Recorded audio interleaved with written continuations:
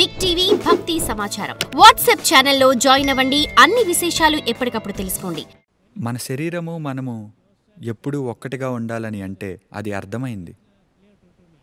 కానీ ఈ మనసు ఎక్కడెక్కడికో పోతుంది, మనతో ఉండదు. అసలు మీరిక్కడ కూర్చున్నా మీ మనసు మరెక్కడో ఉండొచ్చు. ఒకసారి మనతో, మరోసారి మనకి దూరంగా ఉండే ఈ మనసు సంగతి ఏంటి? ఇది నా మొదటి ప్రశ్న. ముందు ఈ ప్రశ్న గురించి చూద్దాం.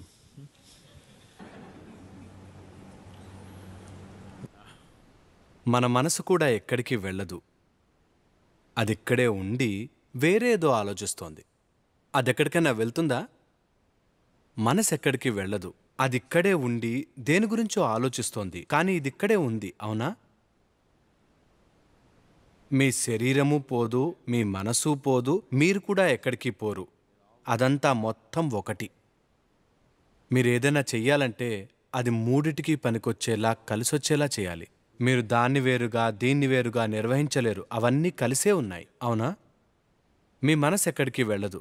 మీరు పోగొట్టుకున్నారా ఏంటి?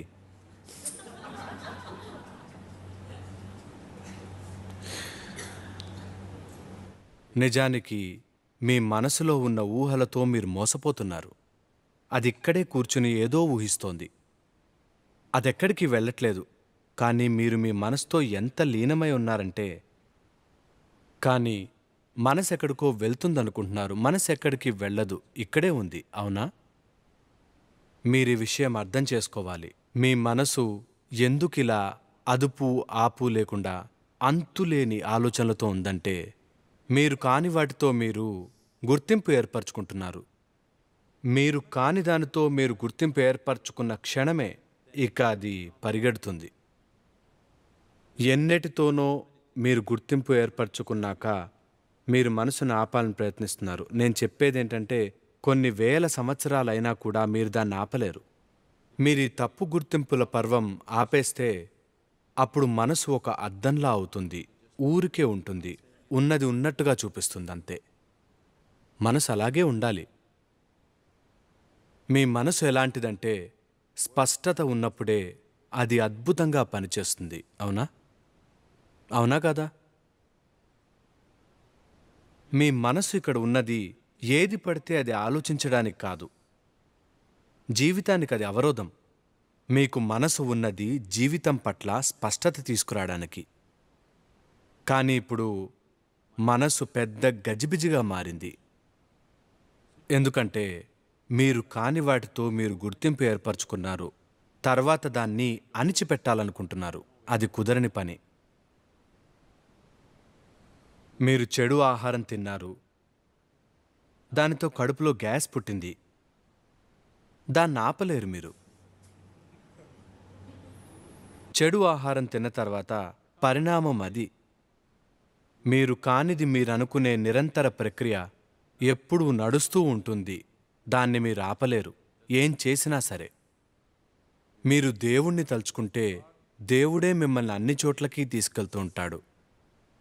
ఇప్పుడు మీరిక్కడ కూర్చుని ధ్యానం చేస్తూ ఒక బార్ గురించో, రెస్టారెంట్ గురించో, స్నేహితుడి గురించో, సినిమా గురించో ఆలోచిస్తూ ఉంటే హఠాత్తుగా ఎవరో వచ్చి దేవుడి గురించి ఆలోచిస్తే అంతా సరిపోతుంది అంటే, కృష్ణుడో లేక రాముణ్ణో తలుచుకుంటే మీరు సినిమాకి రాముడితో కలిసి వెళ్తారు.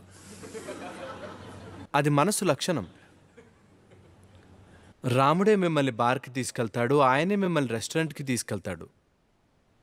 దాన్ని మీరు ఆపలేరు. మీరు కాని వస్తువులతో మిమ్మల్ని మీరు గుర్తించుకున్నాక ఆగే ప్రసక్తే లేదు.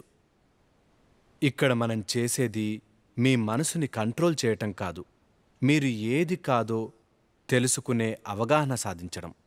ప్రస్తుతానికి ప్రాథమికంగా మీకు గుర్తింపు మీ శరీరమే. మీ శరీరంతో, వేసుకునే బట్టలతో, మీ గడ్డంతో కూడా గుర్తింపు ఏర్పరచుకున్నారు. బాగా గుర్తింపు ఏర్పరచుకున్నారు. మీ భార్య, మీ పిల్లలు, మీ కుటుంబం, మీ చదువు, మీ మతం, ఇలా ఎన్నిటితోనో మీకు గుర్తింపు. వీటన్నిటి మధ్య మీకు నిశ్శబ్దమైన మనసు కావాలి. అలాంటిది ఏమీ ఉండదు. అందుకే మీకు శూన్య అనే సాధన ఇచ్చాం. మీకు మీ మనసు నుంచి మిమ్మల్ని కాస్త దూరం చేసే పద్ధతి. ఒకసారి ఈ దూరం కలిగితే మీ మనసు ఎంత గజిబిజిగా ఉన్నా పర్వాలేదు.